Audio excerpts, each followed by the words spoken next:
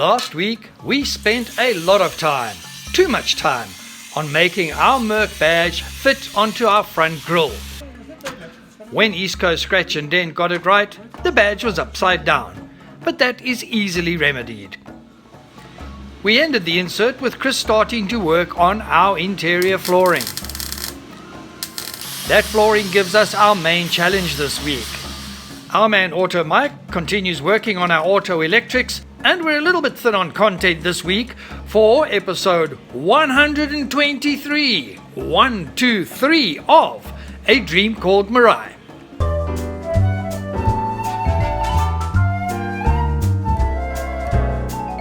It is a new week, it is a new day, and it is the second week in May.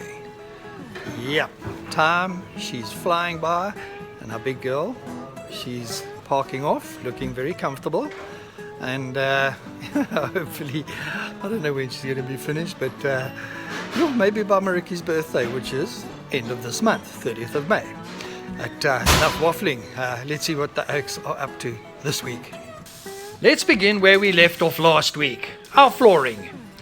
Nikki is scrambling around Meraai's interior installing our floor. To insulate and soundproof, we're first laying a 2mm rubber mat. On top of that, a thin layer of high-density foam. Our wooden laminate will finish things off. Nicky and his hobbit feet make sure the rubber is well and truly glued to the floor. Oh yeah, before I forget, the Merc badge is now the right way up. I'm just glad it was picked up and rectified, because that could have resulted in some pretty red faces. The reddest would have been Markiplier Chris, who has started to close up the openings below the front of the grille. This is an important part of our front aesthetics, as well as protection for components in our engine compartment. We have literally spent months working on Meraai's nose, longer than I would have liked, but my new frame of mind is saying it is all good and lekker. What is also good and lekker is seeing an old friend working on our dashboard. Behind me is someone we haven't seen for a while, and that's our man Auto Mike. And I see he's starting to just finally strap up and wire up all these wires which are going to be inside the dashboard. So hopefully this is a good sign that we're moving in the right direction with regards to installing that dash. Auto Mike is finalizing and connecting all the harnesses he made some time ago. Behind him, Nicky and his hobbit feet are pounding away at our rubber insulation. Hopefully, we are pretty close to having a fully functioning vehicle electric system with everything doing what it should do. Nicky and his hobbit feet give Auto Mike a hand in getting the dashboard into the driver's cab. Chris is also on standby to see what will be needed to secure the dash into its final resting place. This dashboard really excites me. It has taken around 6 artisans many months to create it from scratch. The time to turn the key and fire the ignition is getting closer, but there are still a few things to do before that can happen. Then, disaster. So it's Wednesday morning, and I came down to see what was happening middle of the week, and was greeted by this. Best person to find out exactly what happened is that Oak. Okay, what happened? Yesterday I worked my bum off to get the flooring in. Yeah. Cleaned everything, cut everything, put down the glue and laid the mat in. This morning we came in, there's bubbles everywhere. And so I thought first the glue had made air pockets. Right.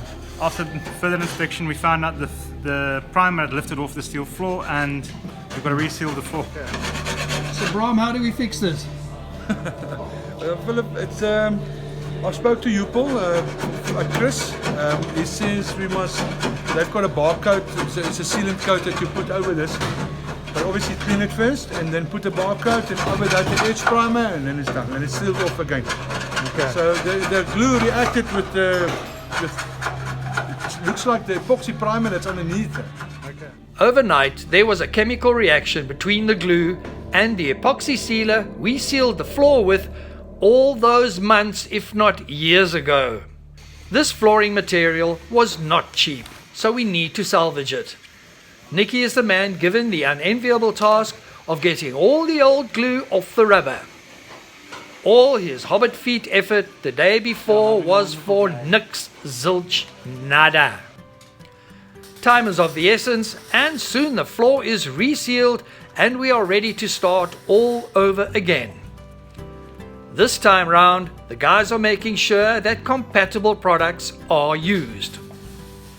It's Thursday morning and I've just popped in, and luckily Nicky has now spent I don't know how many hours scraping all that frot glue off the rubber, and he has reinstalled it. So yeah, it cost us half a day, but at least it has been sorted out and he can carry on laying the rubber, then a little bit of foam, and then the laminate. So our floor is back on track, but we still got a lot to do, man, a lot to do. Poor Nicky is back on his hands and knees making sure that this time round the floor behaves. All his prep work is so that we can get this laminate into place.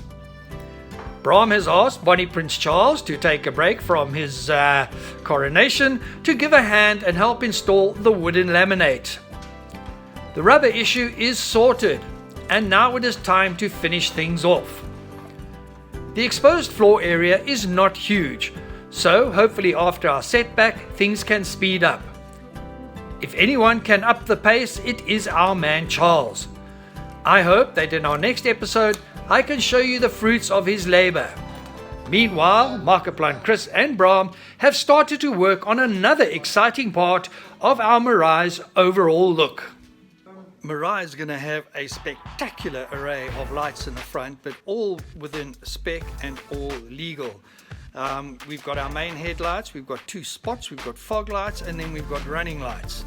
And the thing is to install everything so you've got easy access to them if they ever need to be replaced. But they also look damn good.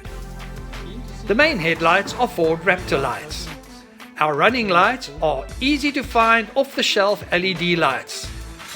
We are wiring the unit so we have 2 strips on each side. Our spotlights are the lights I was going to use as our main headlights. They are pretty rugged, as they were intended for use on combine harvesters for night work. The only lights we must still fit are our fog lights. We have also put our vehicle front recovery shackles into their brackets.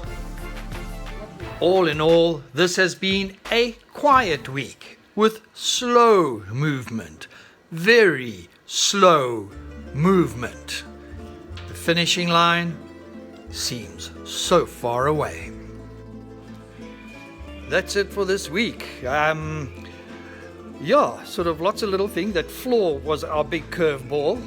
It really put a spanner in the works, but the guys recovered very quickly, and what's going on inside now is looking really, really good. Before I say anything else, I just want to give a shout out to Henk and Renelle Spannenberg from Bloem, who popped in to visit us and dropped off a little pakkie of biscuit rusks.